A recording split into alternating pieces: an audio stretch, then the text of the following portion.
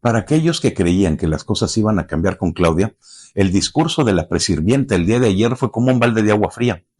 No solamente se queda todo igual, sino que las estúpidas ideologías izquierdistas del más rancio comunismo latinoamericano se hicieron presentes en la ceremonia en las palabras mismas de la marioneta de Andrés, que, aunque sí dio algunas pistas de que algo podría cambiar, dejó muy en claro que el estudio, la inteligencia y la ciencia no son lo de ella, a pesar de tener una tesis en cómo encender una estufa de leña.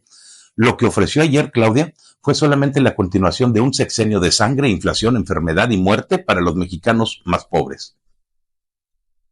Claudia sabe que muchos esperaban sus palabras para darse una idea de lo que se viene bajo su gobierno.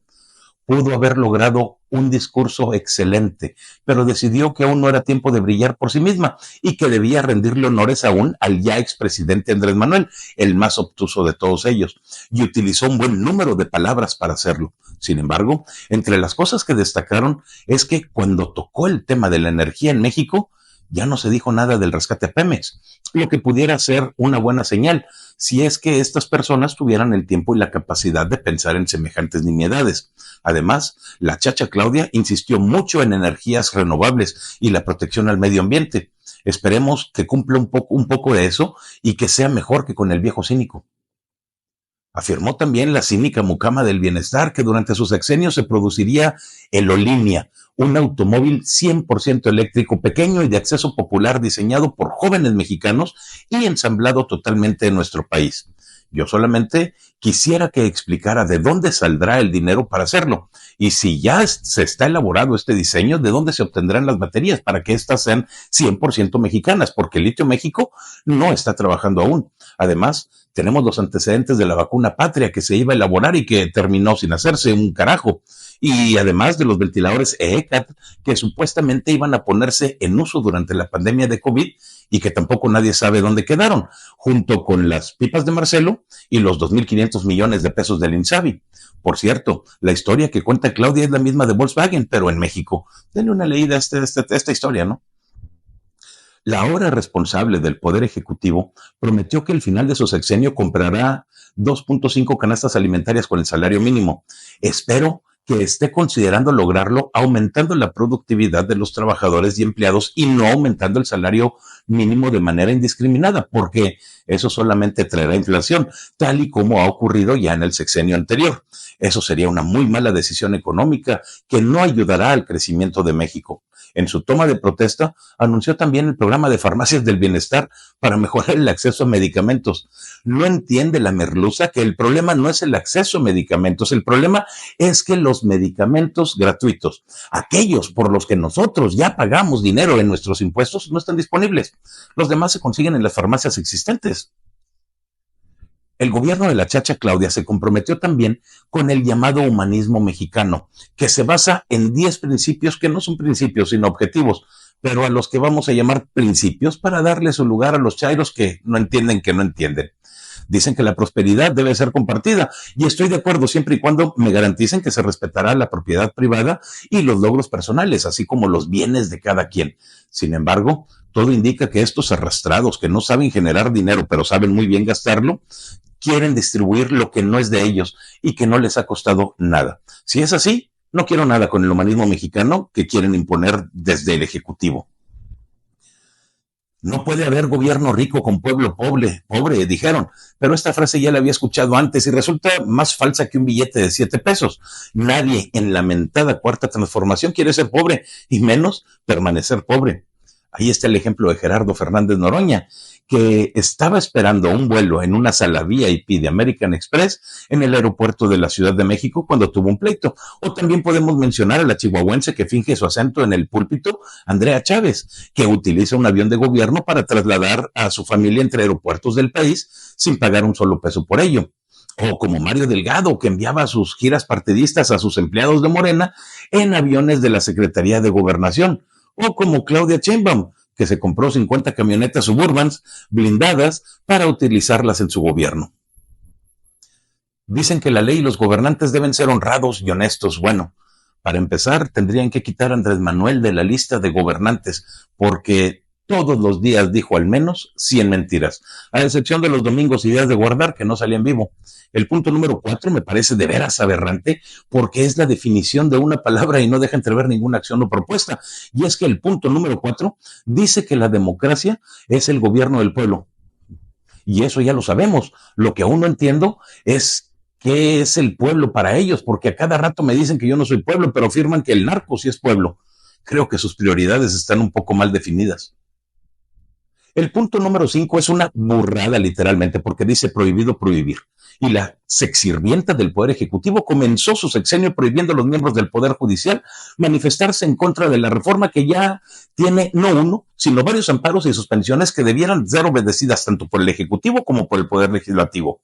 El sexto punto promete desarrollo y bienestar con cuidado del medio ambiente, pero ese discurso también ya lo había dicho Andrés antes que ella y no le puso atención a nada realmente. La destrucción de la selva maya es impresionante y no solamente se redujo a eso, sino que también echaron a perder el medio ambiente en otras áreas.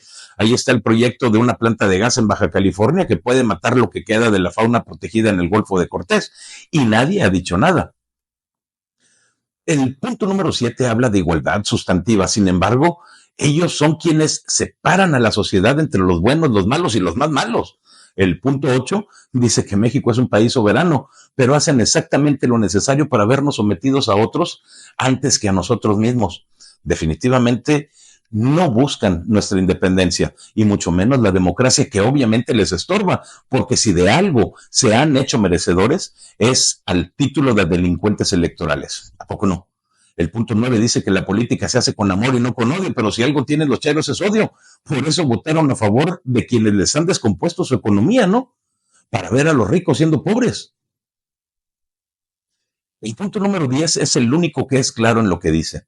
Condenamos el clasismo, el machismo y cualquier forma de discriminación. Sin embargo, son precisamente los chairos quienes me enseñaron que no puedo convivir con ellos porque tenemos diferente educación y costumbres. Después de todo esto, no entiendo de qué están hablando.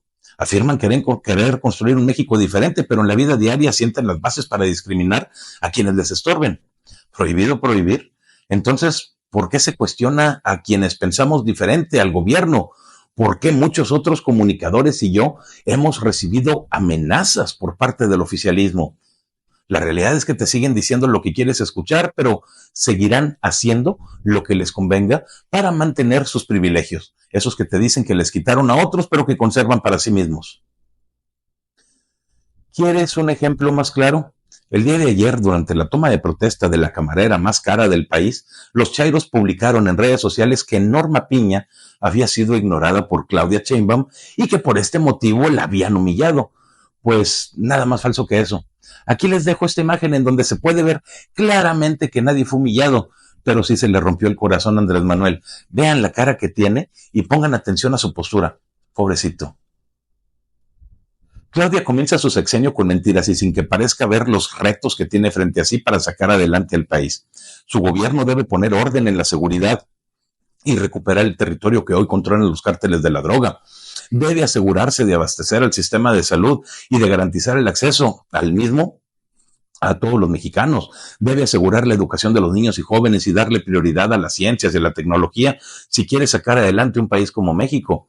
Debe recuperar el control de la economía y poner la inflación en niveles aceptables para que el salario mínimo gane valor y no al contrario, como ocurre ahorita. Debe recuperar los servicios que han perdido los mexicanos por culpa de Andrés y, sobre todo, debe gobernar para todos y no solamente para quienes le aplauden. Son retos grandes y estoy seguro que Claudia no va a poder con ellos. Acapulco, no te puedo dar lo que me quitaron. He visto las imágenes de lo que está sucediendo y son desgarradoras y qué más quisiera yo que apoyarles, pero simplemente no puedo.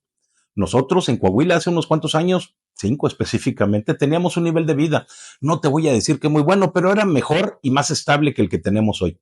Sin embargo, en estos años hemos perdido capacidad para comprar nuestros alimentos y además hay algunos que ya no es tan fácil conseguir. Yo creo que los acapulquenses me comprenderán cuando les digo que la escasez aumenta el precio de los productos y si dono hoy algo para ustedes, en algunos días me va a faltar para mí y los míos. Lo siento. Coahuila no es una región que se caracterice por tener mares, ríos o lagunas, y las que teníamos de una u otra forma las hemos ido desapareciendo. Te pongo el ejemplo de la laguna de Mairán, cerca de Torreón, que era una masa de agua muy considerable, hasta que se construyeron las presas Lázaro Cárdenas y Francisco Zarco en Durango, y la laguna se secó. Ahora nada más se llena cuando llueve mucho y hay exceso de agua y estas dos presas deben de tirar el líquido. En Monclova antes teníamos un río que pasaba por el centro de la ciudad y el día de hoy no queda nada de él por la mala planeación y el abuso en el consumo de líquido. Por eso no es difícil conseguir agua purificada para consumo humano, pero sí es caro. Y cada vez tengo que buscar mejor agua a mejores precios, más baratos, para poder soportar las temperaturas de hasta 52 grados centígrados que hemos llegado a tener en la ciudad. Vaya, agua no nos sobra. Y me pudieran cuestionar los guerrerenses que por qué no envío alimentos empacados como frijol, arroz, atún, no sé, algo así. Pero tampoco puedo hacerlo. Verán, la región centro de Coahuila era un centro industrioso, con mucho trabajo generado por las actividades mineras y la producción de acero. El día de hoy, las mineras están cerradas porque por instrucciones de López Obrador se les dejó de comprar carbón a ellas para favorecer a algunos socios y camaradas del partido Morena que se volvieron intermediarios entre los productores o los pequeños productores y Comisión Federal de Electricidad, pero que sí reportan un porcentaje de sus ganancias al gobernante o a su movimiento, en sobres amarillos o yo qué sé. La desaparición de estas minas provocó el cierre de empresas como Minosa, Mimosa, Hércules en Chihuahua, afectando a más de 20,000 empleados que se quedaron sin trabajo y pues han tenido que emigrar de la región algunos y otros a desempeñar otros empleos. En fin, tenemos un gran número de gente que ha pasado a formar parte de ese 54% de mexicanos que tienen empleos informales y que no pagan impuestos, por lo que no tienen acceso a los beneficios de ley. En Monclova, la empresa cerera más grande de América Latina tuvo que cerrar sus puertas y también dejó a otras 18,000 familias sin ingresos. Pero no cerraron la empresa nomás porque sí, esta era una empresa que con sus altibajos producía cero y generaba dinero, pagaba miles de millones de dólares en impuestos y se tuvo que cerrar porque el presidente consideró que durante el sexenio de Peña Nieto la empresa había comprado agronitrogenados en condiciones de chatarra cuando valía, al menos y según estimaciones del mismo presidente, 200 millones de dólares más. El acoso hacia Altos Hornos de México a través de la Secretaría de Hacienda y la Unidad de Inteligencia Financiera fue tal que obligaron a la empresa a solicitar préstamos para poder pagar a sus trabajadores y esto obligó a que la empresa tuviera que cerrar sus puertas. Las cuentas bancarias de Altos Hornos estuvieron bloqueadas por el gobierno y nomás no hubo poder que hiciera cambiar de opinión a los gobernantes para que los dejaran trabajar y mantener los pagos hacia sus empleados y proveedores. ¿Sabes qué es lo más chistoso? Todo el daño producido a Coahuila se hizo por un pleito personal de AMLO con Alonso Ancira, el dueño de la acerera. Déjame te explico. Alonso Ancira nunca le dio dinero en sobres amarillos a López Obrador, ni de ninguna otra manera, mientras que apoyaba a todos los demás candidatos a cualquier puesto. Nunca en sus 20 años de campaña lo hizo. Además, Ancira tampoco protegió a Napoleón Gómez Urrutia cuando se le acusó del robo de 55 millones de dólares que aseguran los obreros de su mismo sindicato que les debían y que él nunca reportó o pagó. Es por eso que se tuvo que ir a vivir a Canadá para regresar a México solamente como senador plurinominal ya con fuero. Y esto que te acabo de narrar desató la furia y encendió la mecha de la venganza de Andrés y Napoleón hacia el empresario y lo hicieron cerrar y vender sus acciones, sin importarles el futuro de casi 40,000 familias de la región del centro del estado, ¿no? No te puedo enviar nada a Acapulco porque sería un despropósito hacerlo. En mi ciudad hay cada vez más tragafuegos, malabaristas, señoras pidiendo dinero, limpiaparabrisas, migrantes que pasan en su viaje hacia los Estados Unidos y personas que esperan una propina por abrirte la puerta de un Oxxo. Simplemente no me alcanza para todos. Había una época en la que sí podría haber dado un poco a cada quien, pero esa época ya pasó hace algunos años.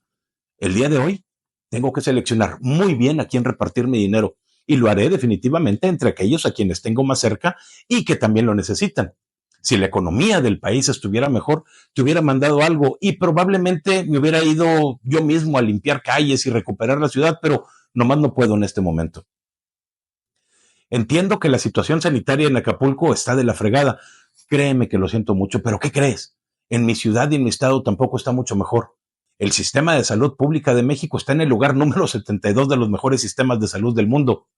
No importa lo que haya dicho el presidente, engañó a muchos. Aquí tampoco hay medicinas, también faltan médicos. Las clínicas requieren de mantenimiento, igual que los equipos de laboratorio y los quirófanos. Hay muchas personas de la tercera edad que tienen que gastar el dinero de su pensión del bienestar en comprar medicinas porque no están disponibles en los centros de salud. Y adivina, ¿quiénes tienen que salir al quite para solucionar eso?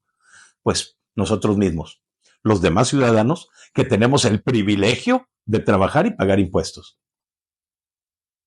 En un video que hizo Abelina López y que sí vi, pide que llevemos lanchas y que donemos víveres a Acapulco. Lanchas no tengo, y las que hay en la región son más bien deportivas y no sirven de gran cosa para andar en Acapulco, y menos rescatando gente. Pudiera ser que mi estado, por instrucciones del gobernador, apoyara enviando personal de protección civil y rescatistas para que participen en las actividades por algunas semanas, pero hay dos problemas. Primero, es que el presupuesto de seguridad se ha visto drásticamente reducido por la llamada austeridad del gobierno, y la otra es que Coahuila es el segundo estado más seguro del país en estos momentos, y la tranquilidad de los coahuilenses es básica para que podamos seguir trabajando y conviviendo en paz. No podemos disponer de ninguno de los elementos que heroicamente nos mantienen seguros aquí. Dijeran ustedes, en Acapulco, que en Coahuila tenemos empleo, tenemos seguridad, tenemos ingresos, pues sí, pero no son suficientes para repartir. De hecho, en Coahuila se nos regresan para nuestro beneficio cerca de 30 centavos por cada peso que pagamos de impuestos. El resto se destina a otros estados y otras obras del gobierno federal, como el Tren Maya, el aeropuerto Felipe Ángeles o la refinería de Dos Bocas. Probablemente, si mis ingresos hubieran crecido o si la economía hubiera mejorado, pues entonces sí pudiera donar algo, pero no ha sucedido así. A raíz de las políticas gubernamentales, el trabajo en la región ha disminuido y cada vez es más difícil encontrarlo. Por lo mismo, cada vez gano menos dinero que apenas deja para mantenerme a mí y dar algunos apoyos a la gente que tengo aquí a mi alrededor. El Producto Interno Bruto se ha estancado en los últimos 6 años y de hecho, ahora en promedio ganamos menos dinero por persona que antes de que llegara AMLO a la presidencia. ¿Cómo puedo darte algo que simplemente no estoy generando y que no tengo? La respuesta es, no puedo hacerlo. Súmale a todo esto, que te acabo de platicar, que los precios de los productos han aumentado drásticamente en mi región. Los alimentos han aumentado en los últimos años más allá del 100% y los bienes y servicios alrededor de un 70 u 80%. En general, la vida me resulta cada vez más cara y como consecuencia mi capacidad de donar es menor, por lo que es necesario que me enfoque en atender los problemas inmediatos que tengo a mi alrededor. Naturalmente, Acapulco está a 1,400 kilómetros de distancia y no puede ser una de mis prioridades en este momento. Pero no te preocupes, Acapulco. El presidente de la República y también la Claudia, la presirvienta, han afirmado en múltiples ocasiones que ellos pueden apoyar hasta donde tope, porque ya acabaron con la corrupción y ahora hay dinero de sobra en México. Claudia ha llegado a afirmar que no es necesario trabajar para vivir bien y supongo que eso incluye los daños provocados por la naturaleza en las regiones que año tras año sabemos que hay incidentes de este tipo. Es más, creo que tú mismo, Acapulco, estuviste de acuerdo con ellos porque les diste tu voto a nivel municipal, estatal y nacional en las pasadas elecciones. En tu ciudad ganó Claudia. Tienes a una gobernadora morenista que sabe bailar y cantar muy bien y volviste a votar por Abelina, a quien ya conocías. Por eso, creo que tus esfuerzos para conseguir ayuda no debieran enfocarse en llamarme a mí a donar víveres para el rescate de los ciudadanos de tu ciudad, sino a esos políticos que tienen acceso a todo el dinero de mis impuestos y que prometieron que lo utilizarían sabiamente en beneficio de la población. El año pasado, cuando Otis, enviamos 5 camiones con agua, alimentos y otros enseres que te eran necesarios. Antes de llegar, elementos del ejército que tenían órdenes de confiscar la carga, no dejaron pasar el camión, sino que querían que se los entregáramos a ellos. Ya sabíamos lo que ocurriría, como en muchos otros casos.